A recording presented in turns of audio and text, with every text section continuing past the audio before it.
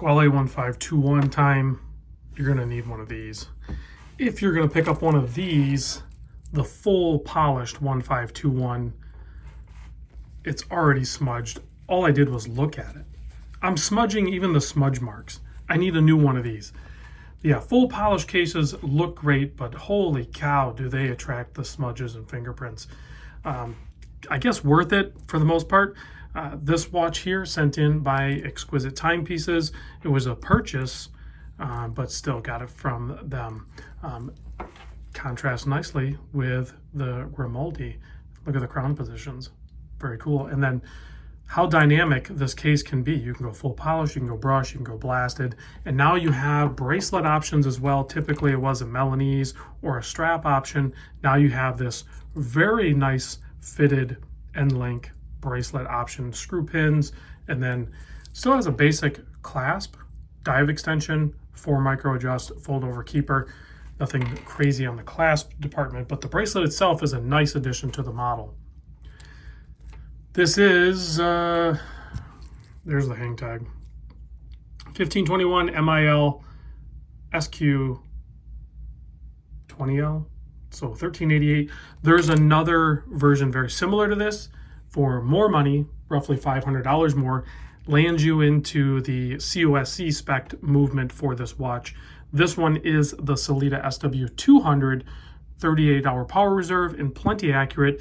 And if you don't really care about COSC, which is just like a standardized, recognized thing that guarantees that accuracy, you literally could buy one of these, take it to a watchmaker, have them regulate it for, I don't know, $100 or something. I don't know what it costs now.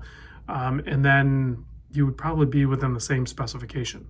It's not going to be as dressed up movement, but it would be regulated. And ultimately, that's what you want from a COSC spec, is the regulation. You could do that on your own. You don't need that certification. Case size, let's get into it. I'm way past, I'm ranting here. 41.6 millimeter at the bezel, a little bit more narrow on the case. You can see the bezel overhangs.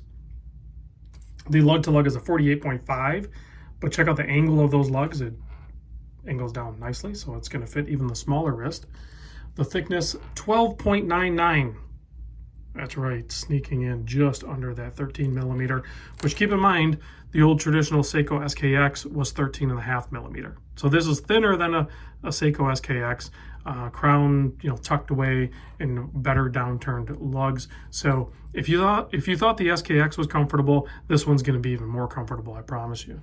The lug opening, 20 millimeter, bracelet tapers down to 18. I highly recommend getting this new bracelet. It is super nice. And then you have a 5.9 millimeter sign, tucked away, screw down crown, keeping the 500 meter water resist. This is a massive water resistance on this watch. 120 click bezel. And this bezel is held down with screws, much like the old Breitlings and some other watches. The new Super Oceans don't use that technology though. You have a fully loomed bezel and a nice heavy application of C3 Luminova on the hands and markers. I'm stumbling here. I'm going to have to this thing's going to drive me nuts, but I think when you're wearing it, it's probably not going to be as bad. You'll just maybe wipe it with your shirt once in a while, but other than that, it's pretty dang nice. So you have a lot of different options when it comes to Squale as far as handsets, dials. You can kind of see that in reference here. You have the lollipop on this one. The minute hand is similar, but way heavier framed orange on the Grimaldi than this one. I do like the framed orange handsets.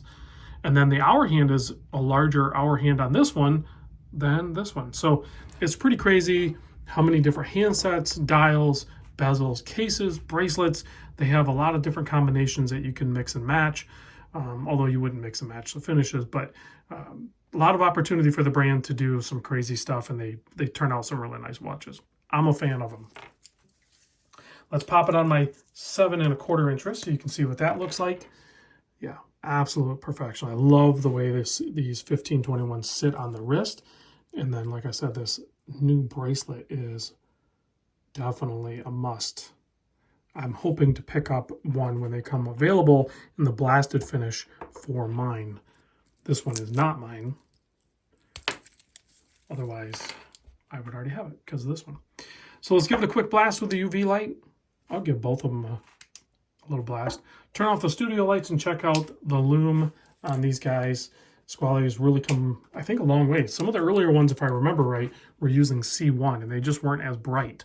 These new ones are definitely bright.